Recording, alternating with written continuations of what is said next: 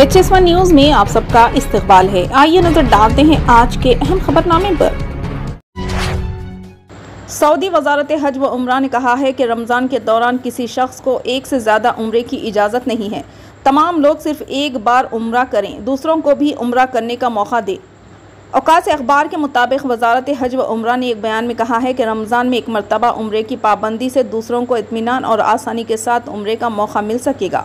वजारत हज व उम्रा का कहना है कि जो लोग उम्रा करना चाहते हैं वो निस्क ऐप के ज़रिए परमिट जारी कराएं और वक्त की पाबंदी करें। बयान में कहा गया है कि उम्रे की मुकर्ररा तारीख और वक्त में तरमीम की गुंजाइश सिस्टम में मौजूद नहीं है। जो लोग निस्क ऐप के ज़रिए उम्रे परमिट जारी कराएंगे, अगर वो इसमें तरमीम करना चाहते हैं तो उन्हें परमिट मनसूख करना होगा। मनसूखी की कार्रवाई परमिट का वक्त शुरू होने से कबल ही कराई जा सकती है। मनसूख करने के बाद नया परमिट जारी कराया जाए। वजारत ने मज़ीद कहा कि अगर उम्रा परमिट मनसूख कराने के बाद नई परमिट के इजरा के लिए वक्त न मिले तो इससे दिल बर्दाश्ता ना हो बल्कि कोशिश जारी रखें। समाजवादी पार्टी के कौमी सदर अखिलेश यादव ने कहा है कि बीजेपी सरकारी इदारों पर दबाव डालकर अपोजिशन जमातों को परेशान कर रही है। बीजेपी जिस तरह का काम कर रही है, मुल्क की आवाम इसे देख रही है। आने वाले वक्त में इसका मुल्क की सियासत पर बड़ा असर होने वाला है। अखिलेश यादव ने कहा कि मुल्क की तमाम इलाकाई पार्टियां अपनी अपनी रियासतों में बीजेपी के खिलाफ मजबूती से लड़ रही है। बीजेपी के खिलाफ लड़ने वाली मुल्क की तमाम पार्टियों को इकट्ठा होना चाहिए। कांग्रेस पार्टी को कौमी सतह पर अपना किरदार तय करना चाहिए। जहां जो पार्टियां बीजेपी के खिलाफ मजबूती से लड़ रही है, कांग्रेस को इनका साथ देना चाहिए। अब वक्त आ गया है कि कांग्रेस इलाकाई पार्टियों को आगे लेकर बीजेपी को शिकस्त देने के लिए इलाकाई पार्टियों की हिमायत करे। समाजवादी पार्टी के उत्तर प्रदेश में हर सतह पर बीजेपी से लड़ रही है। समाजवादी पार्टी लोकसभा इंतखाबात में बीजेपी को शिकस्त देगी। इन्होंने तमाम लोगों से मुल्क और रियासत को बीजेपी के चुंगल से आज़ाद कराने के लिए समाजवादी पार्टी के साथ ताउन करने की अपील की।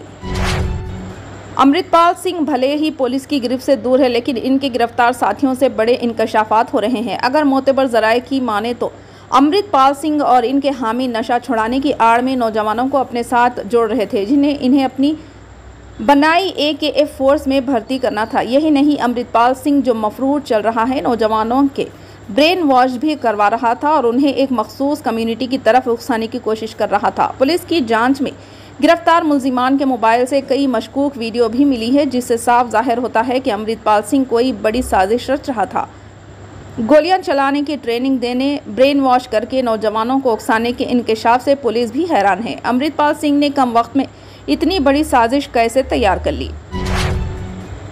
नेशनल सिक्योरिटी गार्ड ने जम्मू हवाई अड्डे पर एक एंटी हाईजैकिंग मश्क का इनेकाद किया। एक दिफाई तर्जुमान ने अपने एक बयान में कहा कि इस मश्क में भारतीय फ़िज़ाया Airport Authority of India, Jammu Kashmir इंतज़ामिया, Jammu Kashmir police, Central Industrial Security Force और इंडियन ऑयल कॉरपोरेशन के आला अहदेदार शामिल थे। इन्होंने कहा कि इस मश्क में हाई जैकरों के साथ मुज़ाकरा समेत तमाम सरगर्मियाँ शामिल थी, जिसमें NSG की एक मजबूत टीम की मदाखलत और हाई जैकरों पर काबू पाना शामिल था। बयान में कहा गया है कि इस मश्क ने इस तरह के बहरान के दौरान मुख्तलिफ एजेंसियों के अमल को ठीक करने का एक मुनफरिद मौका फराहम किया। बयान के मुताबिक इस मश्क के लिए जम्मू हवाई अड्डे पर उतरने वाले एक एयर इंडिया जहाज़ को इस्तेमाल किया गया। पार्लियामेंट की रुकनीत की मनसूखी के बाद राहुल गांधी ने आज एक प्रेस कॉन्फ्रेंस में बीजेपी और ख़ास तौर पर वज़ीर आज़म नरेंद्र मोदी पर सख्त इल्ज़ामात लगाए। राहुल गांधी ने कहा, अगर वज़ीर आज़म ये समझते हैं कि वो मुझे डरा धमकाकर जेल में डालकर मार पीट कर मुझे नाअहल करार देकर खामोश करा सकेंगे तो वो गलत फहमी है। वज़ीर आज़म बौखलाहट का शिकार हो गए हैं। इन्होंने अपोजिशन को सबसे बड़ा हथियार दिया है। मुझे इस सबकी परवाह नहीं है। बीजेपी के माफ़ी मांगने के मुतालिबे पर राहुल गांधी ने कहा कि मेरा नाम सावरकर नहीं है, मैं गांधी हूँ। गांधी कभी माफ़ी नहीं मांगते। कांग्रेस लीडर राहुल गांधी ने कहा कि मैं आपको कई बार कह चुका हूँ कि जमहूरियत पर हमला हो रहा है। पार्लियामेंट से मेरी तकरीर हटा दी गई है। मैंने क़वायद की वजाहत की और स्पीकर को तफसील से ख़त भी लिखा, लेकिन मुझे बोलने की इजाज़त नहीं दी गई। उत्तर प्रदेश की योगी हुकूमत ने हफ्ते को अपनी दूसरी मियाद का पहला बरस मुकम्मिल कर लिया है। इस मौके पर वज़ीर आला योगी आदित्यनाथ ने कहा कि गुज़िश्ता 6 बरस में उत्तर प्रदेश के तई मुल्क और दुनिया का नज़रिया बदल गया है। ये एक बहुत बड़ी कामयाबी है। यूपी अब माफिया नहीं रहा, ये जश्न की रियासत बन गया है। लोक भवन में मुनक़िदा प्रेस कॉन्फ्रेंस में वज़ीर आला योगी ने कहा कि 6 बरस पहले यूपी कहाँ थी। इन 6 बरस में जो तब्दीलियाँ आई है वो इस कहानी को सबके सामने रखते हैं। ये 6 बरस यूपी के लिए बहुत अहमियत रखते हैं।